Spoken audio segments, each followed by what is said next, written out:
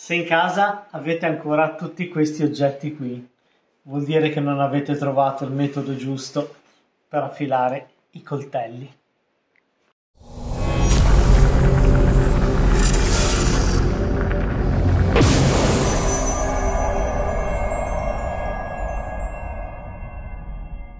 Bella ragazzi! Bella ragazzi! Bella ragazzi!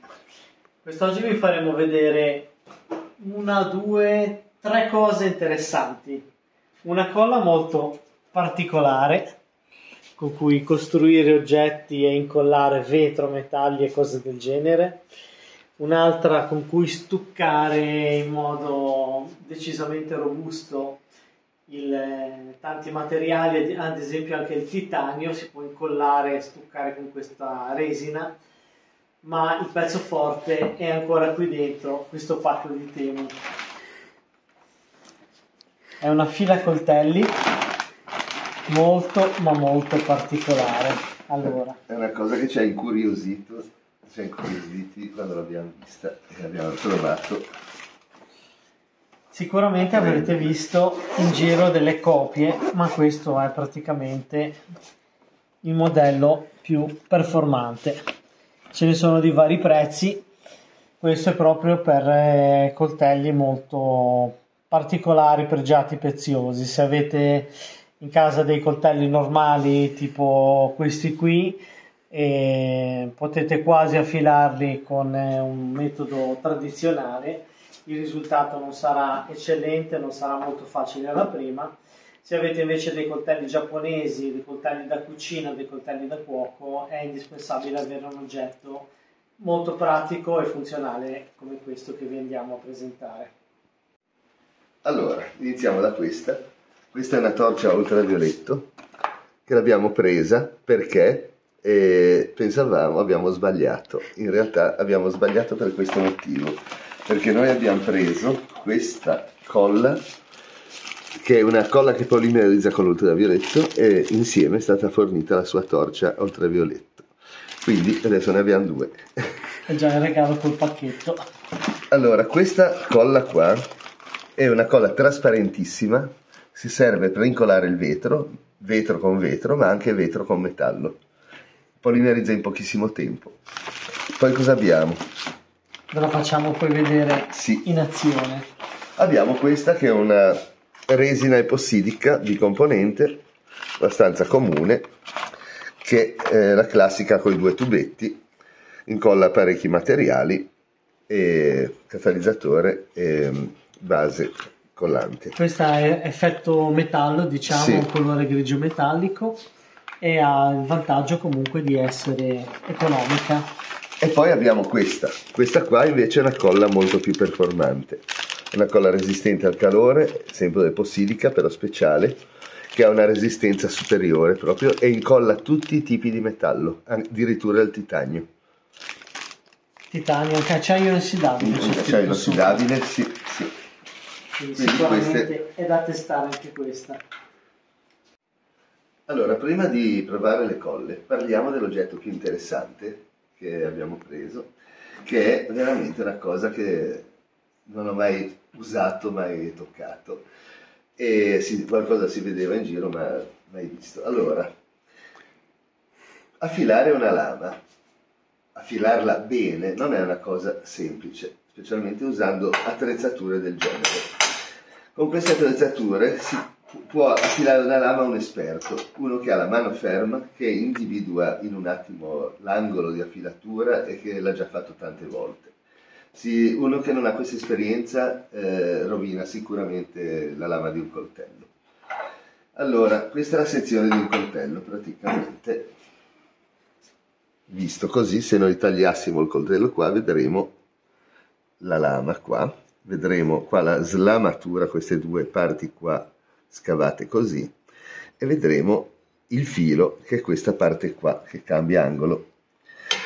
A parte che fili, ogni coltello più o meno ha il suo filo, il suo angolo di affilatura, ce ne sono vari angoli di affilatura, e quindi se uno già sbaglia rovina quel coltello perché cambia l'angolo di affilatura. Poi può capitare, ingrandiamo questo, allora ingrandiamo questa parte qua, che, se adesso lo sto esagerando, allora, che è così. Allora, se noi iniziamo a filare questa, essendo piccolissima, non riusciamo a individuare a occhio l'angolo. C'è il modo, ma bisogna avere un'esperienza, bisogna appoggiare e trovare l'angolo con una parte piana su un piccolissimo pezzo.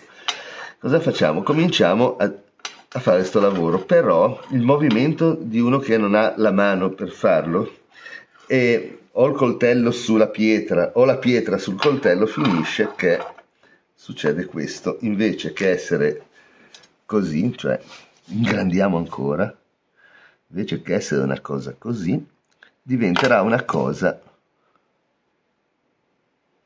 così, perché la mano non ferma crea questo problema qua. Un'altra cosa, durante la filatura bisogna dare da una parte e dall'altra e poi sempre con meno forza, e c'è tutto un sistema. Perché cosa fa? Succede che quando si sta filando, se non è un acciaio ultra duro tipo l'acciaio rapido o acciaio a tutta tempra tipo quello della Lime, succede sempre che fa questo lavoro. Addirittura si piega anche moltissimo, si vede con la lente, quando si affila si vede questo problema qua. In alcuni casi ho visto proprio veramente fare il riccioletto. Il riccioletto che addirittura lo senti quando fai così da una parte dove è filato, non lo senti, dall'altra parte senti che ti prende il dito questo riccioletto. Sugli acciai inossidabili da coltelleria normale lo fa esageratamente perché è un acciaio morbido e alla fine gira. Quindi il sistema con cose del genere è quello di dare da una parte, poi dall'altra, poi sempre più leggermente da una parte, poi sempre più leggermente dall'altra, e non si finisce più. E in più c'è il problema questo che aumenta il problema del riccioletto. Allora, il riccioletto, se uno affila bene da una parte e poi affila dall'altra e dice a posto, succede questo, che il riccioletto era così, poi uno va a dare di qua, taglia il riccioletto e resta un filo rotondo. È quello che succede tantissime volte a molti, che poi alla fine, dopo che hanno affilato, non taglia.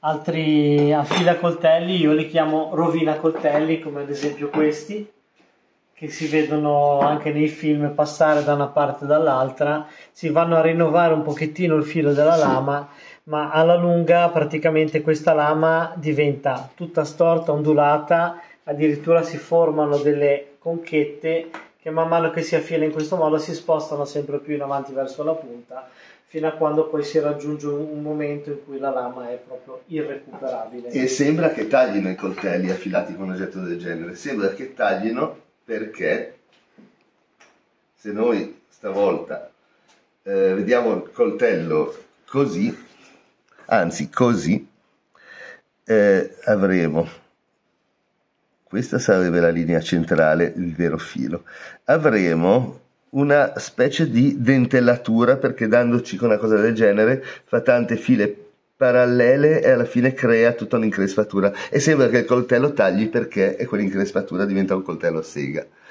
ma in realtà non è una vera filatura.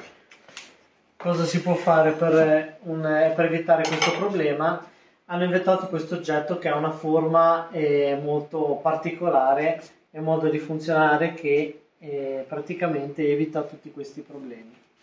È composto da questo blocchetto con dei magneti e abbiamo varie inclinazioni. Le tipiche sono 15 e 18 gradi, di solito per i coltelli in acciaio inox e acciaio carbonio, ma vedremo che poi ne abbiamo alcuni che hanno anche inclinazioni diverse. E praticamente funziona così. Ci si attacca il coltello, questo l'abbiamo già misurato, è 18 gradi, ma poi vi facciamo anche vedere come si fa a capire che questo filo è 18 gradi. Si attacca e questo manterrà il coltello fermo e con la sua inclinazione.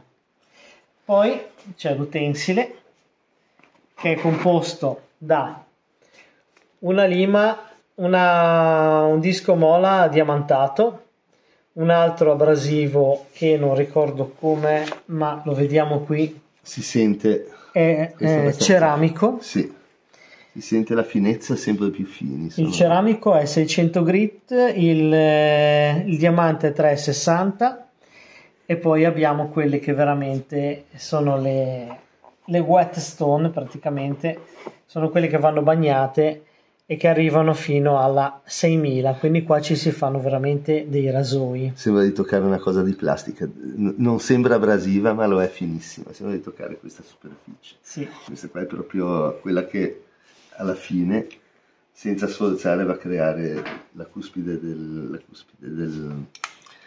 filo. Sono tutte intercambiabili, questo oggetto all'interno ha dei cuscinetti che permette di ruotare e facendo così questo movimento praticamente permette sempre di mantenere il giusto angolo di affilatura.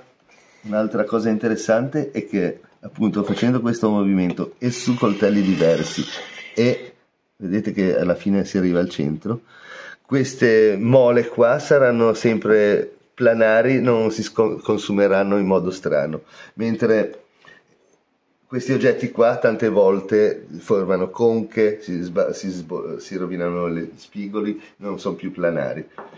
Qua automaticamente mantiene sempre la planarità, si consuma in modo omogeneo, sì. Quel poco che si consuma perché sono mole durissime e quindi hanno una durata grandissima. E vedendo la lama ad esempio, facciamola così, qui abbiamo il filo e succede con gli affilatori classici, quelli che lavorano in modo longitudinale, che si formano tante righe longitudinali che alla fine indeboliscono anche il filo, per cui vi si consuma prima e capita, non so se riusciremo a farlo vedere, qui abbiamo un coltello, capita questo, che poi si formano tutte queste increspature che rendono poi difficili le affilature successive. Invece con questo metodo qui, avendo una ruota che gira, l'affilatura sarà qui sulla tallonatura in questo senso e qui in questo senso. Quindi sarà come fare praticamente una serie di spirali, di andare proprio a lavorare, a mollare il filo della lama di cima in fondo e rimarrà uno specchio praticamente. Parliamo quindi dei vari dischi che sono presenti nella confezione. Allora c'è un disco diamantato che abbiamo detto essere praticamente un 300, molto grezzo.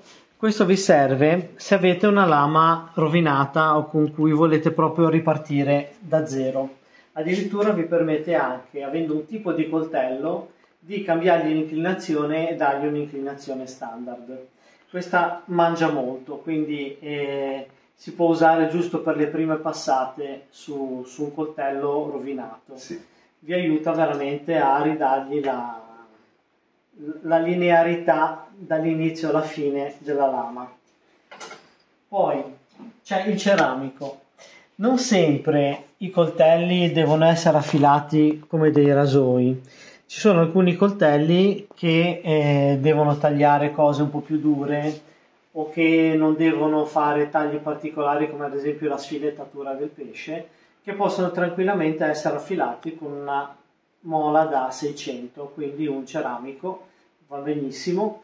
Anche questo lavora sui materiali, li mangia tanto, però è molto più liscia. Va bene ad esempio sui coltelli seghettati. Fatto diciamo una cosa, molti fanno l'errore di affilare i coltelli seghettati anche dalla parte seghettata. In realtà no, va affilato solamente il lato liscio, perché automaticamente le seghettature rimarranno tutte affilate. Poi abbiamo il disco da 1000 che è già più fine e poi andiamo su coltelli particolari come quelli giapponesi per la carne, per il pesce, per le verdure, che hanno bisogno proprio di un filo perfetto e quindi queste sono le pietre giuste.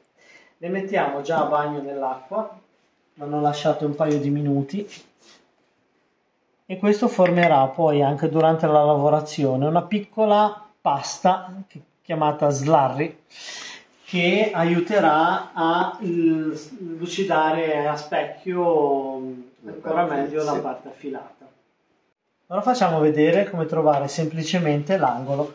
Prendiamo un pennarello, ad esempio, facciamo questo tipo di lavoro. Questo è un pennarello olio, asciugatura rapida, ma va benissimo qualsiasi cosa. Usiamo la lama diamantata che tanto non si fa problemi e l'appoggiamo su un angolo. Ad esempio possiamo usare il 15 gradi. Facciamo conto di avere un coltello per cui non conosciamo l'angolo ed è molto da aggiustare. Gli diamo una prima passata leggera e scopriamo questo, che la parte che tocca è questa qui, è quella bassa del filo.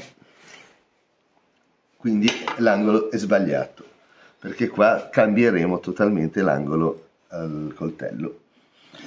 Invece se andassimo ad esempio, o esageriamo su un 22 gradi, che questo non lo è, sempre con la nostra passata, scopriremo che andiamo praticamente solamente sulla punta del filo. E in questo caso qua otterremo un filo più ottuso di quello che dovrebbe essere, ma l'abbiamo infatti arrotondati perché tante volte un coltello anche nuovo tante volte vendono coltelli da affilare, certi coltelli sono fatti in modo che uno poi se li aggiusta, gli danno circa l'angolo. E comunque di fabbrica, visto che spesso vengono lavorati per carteggiatura, sono leggermente non sono mai piatte. Invece con questo abbiamo messo i 18 gradi ed è giusta, praticamente scopriamo che va a toccare sulla parte centrale, sì, quasi su tutta la superficie del filo. E questo caso qua abbiamo il coltello, poi qua cambia angolazione, questa parte slamata, e quindi se noi entriamo a consumare con questa riga rossa qua otterremo una rettifica della lama piana, così. Abbiamo un coltello, diciamo da farci le sue guancette, il manico, quelle cose lì, molto rozzo, solo molato, non taglia. Adesso proviamo un attimo una cosa, vediamo il solito discorso, l'angolo che gli hanno dato,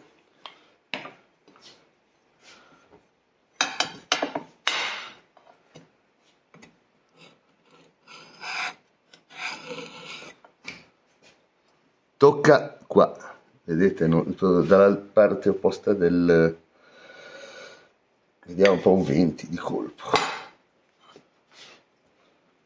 dalla parte opposta della lama, ancora, sia così, vediamo questa,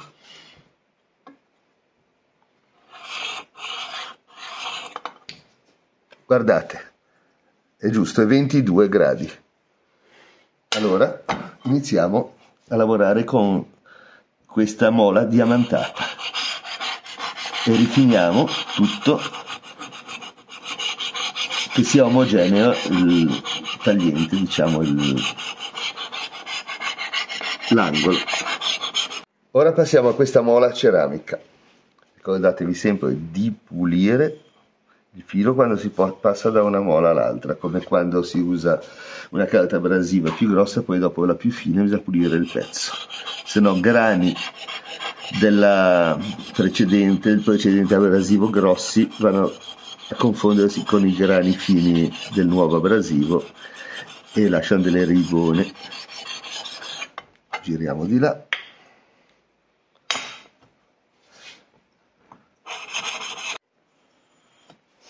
Ora passiamo alla successiva.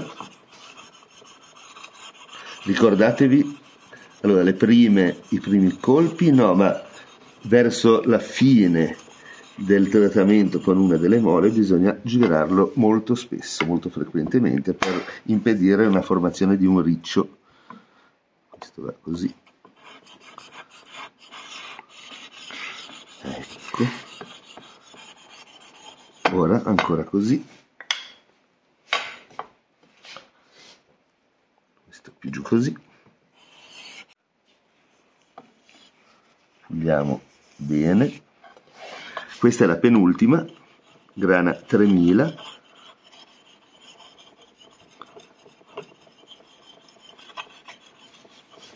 Abbiamo quasi finito. L'ultima passata è fatta di girare frequentemente il coltello per non creare nessun micro ricciolo. Deve essere una cosa proprio da guru. E ora di là e poi proviamo.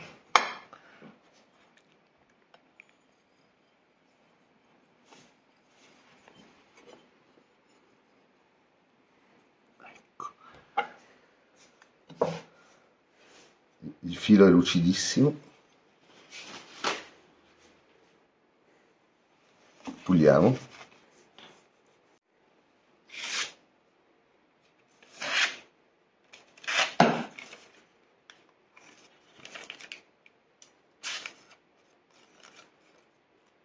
Aiuto.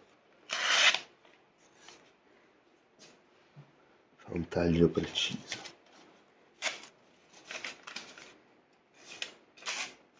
La carta in generale è talmente delicata.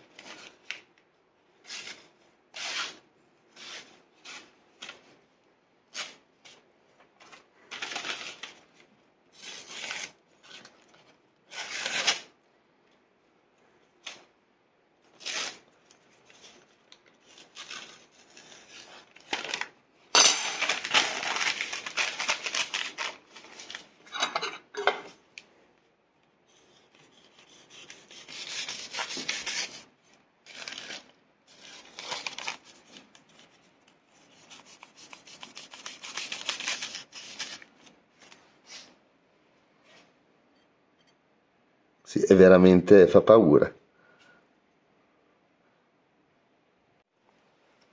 Una bella carta spessa.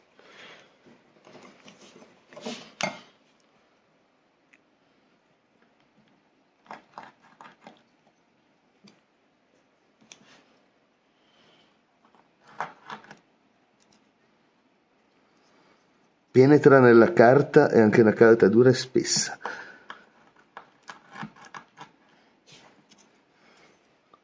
Proprio fa un taglio perfetto. Guardate che roba. Ho fatto dei quadratini. Vediamo questi. Sì, taglia anche a pressione senza scorrere. Taglia a pressione. È fantastico. No, è veramente affilato adesso. Sì, mi fa un po' paura.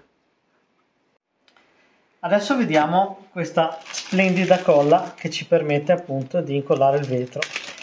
Come avrete potuto vedere all'inizio del video abbiamo costruito questo portachiavi bruttissimo artigianale giusto per testare il prodotto. È una resina, una colla barra resina fotopolimerizzante. Cosa significa? Che rimane liquida fino a quando non viene colpita dai raggi ultravioletti ad alta frequenza. Ha un beccuccio molto pratico. Proviamolo ad esempio per attaccare questo pezzo qui. Ne mettiamo proprio veramente pochissima. Tra l'altro gli hanno fatto il tappo come gli smalti da donne, perché si può svitare e riavvitare con una mano sola. Vedete che rimane trasparentissima. Applichiamo, la possiamo muovere quanto vogliamo e poi dal momento in cui la polimerizziamo, ecco lì, bastano circa 20-30 secondi di esposizione a seconda dello spessore e diventa robustissima. È bella perché oltre al vetro permette anche di incollare metalli, quindi vetro con metallo, e fare questo tipo di incollaggi. Qui abbiamo provato anche con un chiodo, è veramente resistentissima. E ora volevo divertirmi ancora con queste due bottiglie ad attaccarle fra di loro. quindi le incolliamo, facciamo in modo che il liquido entri in contatto con tutta la superficie e poi le esponiamo. Ovviamente potrebbe anche venire bene per i contatti metallo-metallo, però la superficie che si riuscirebbe a illuminare sarebbe poca. Invece con il vetro abbiamo sempre uno dei due lati che è possibile esporre alla luce. Vedete che già sono attaccate fra di loro. Prima abbiamo fatto una prova e addirittura, piuttosto che mollare l'incollatura, si è rotto il vetro. Quindi è veramente un ottimo prodotto. Proviamo a staccarle. Ecco qua. È successo quello che ci è successo nelle altre bottiglie. Praticamente, piuttosto che mollare, ha strappato via il vetro. Questa adesso è affilatissima, bisogna stare attenti. Passiamo adesso a quest'altro prodotto. Abbiamo detto il suo vantaggio è quello di essere una resina barra colla epossidica poco costosa. Questa è proprio nuova, anzi dovrebbe esserci sì, il suo... la punta per bucarlo. Abbiamo due tappi di colore diverso per evitare di invertirli, il blu col blu e bianco col bianco. Questa va mescolata 50-50, quindi mettiamo un pochino qui. La cosa bella è il colore di questa.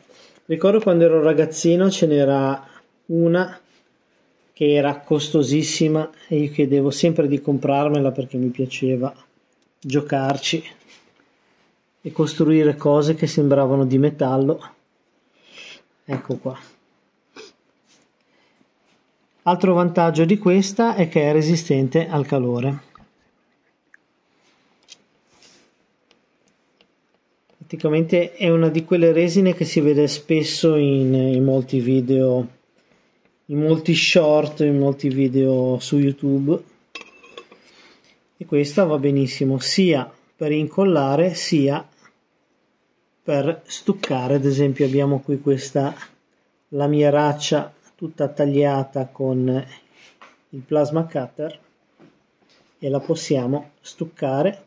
Poi quando sarà asciutta proveremo anche a limarla e a forarla, perché ci permette anche di fare questo tipo di lavorazioni e modellazioni una volta che è stata fatta indurire.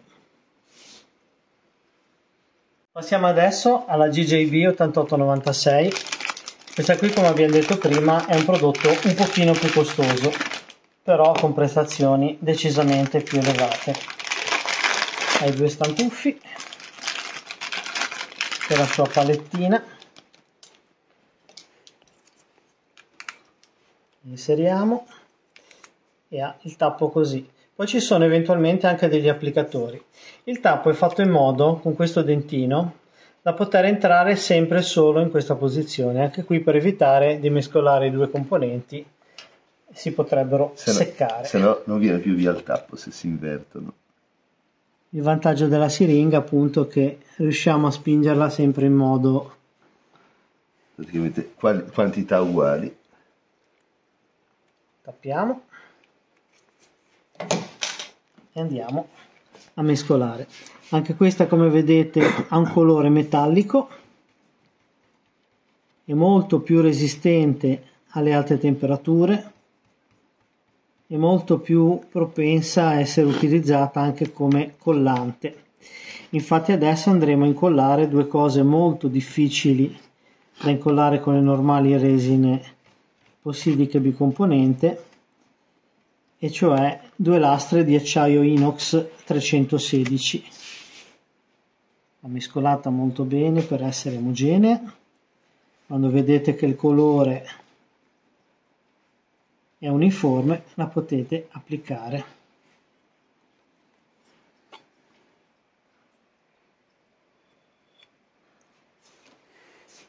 Ora forse qui ho esagerato, ma almeno poi quando l'appoggiamo fa una specie di stuccatura laterale. È sempre importante che le superfici siano pulite e sgrassate. Io adesso userei quasi la palettina per fare questo lavoro qui. Vedete che ha un angolo arrotondato e serve a fare questo. Ecco lì. Dall'altro lato direi appoggiamo questo nel frattempo che asciuga e poi attenderemo il nostro risultato.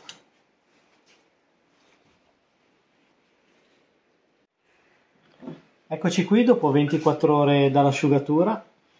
Devo dire che sono rimaste abbastanza rigide e questa qui sembra che abbia la patina esterna un pochino morbida, ma proprio il primo mezzo decimo di millimetro solo a sentirla con l'unghia.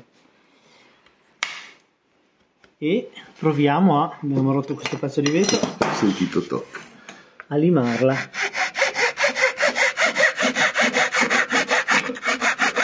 Si riesce a lavorare Sì. bene, non saprei a quale materiale poterla paragonare, ma è molto, molto Sì, più dura. non fa bave, non fa...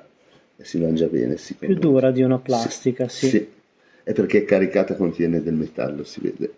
Proviamo a limare Questa. anche questa in un punto pulito. Dal suono sembra più dura ancora. Sì, questa bisogna spingere in effetti per riuscire a scavarla. Quindi è lavorabile perfettamente dopo Sembra il quasi movimento.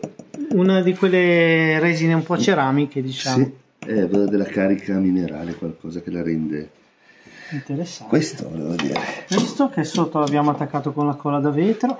Vediamo se riesco a staccarlo senza portare via il vetro, ma mi sa che avvicinati un po' di più, perché sennò... Ah, Attaccato solo una parte perché sì. Sul ne è vetro rimasta poco. Sul vetro è è rimasta. molto più resistente, sì. Qua Anche abbiamo perché messo un pochino di quell'ottone lì in effetti non avevo neanche pulito. di bicomponente, anche qua non l'abbiamo pulito, vediamo un po'. Sì. La mia idea appunto era quella di metterla qui sopra per provare a tornirlo, Sì. perché abbiamo visto video dove la forano, dove ci fanno altre lavorazioni, ma non ho visto la tornitura, sono curioso di vedere la tornitura. E poi Questo. il pezzo finale Proviamo ce lo teniamo per ultimo. Proviamo poi a questo qui. spaccarlo. Sì.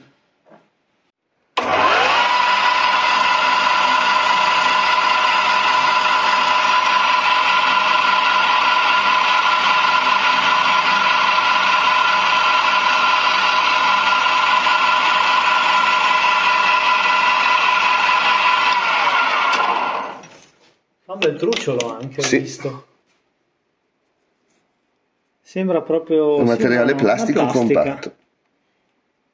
Sì, a retto è rimasta attaccata. Interessante. Voglio provare un attimino che ci dicono che sono resistenti al calore, a dargli una scaldata.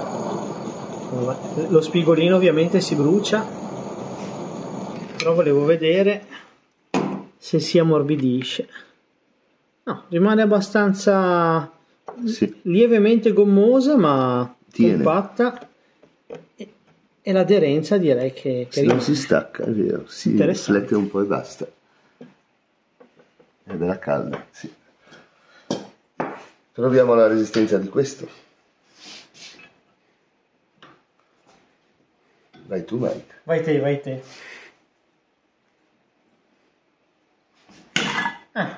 Dandoci un colpetto va andato.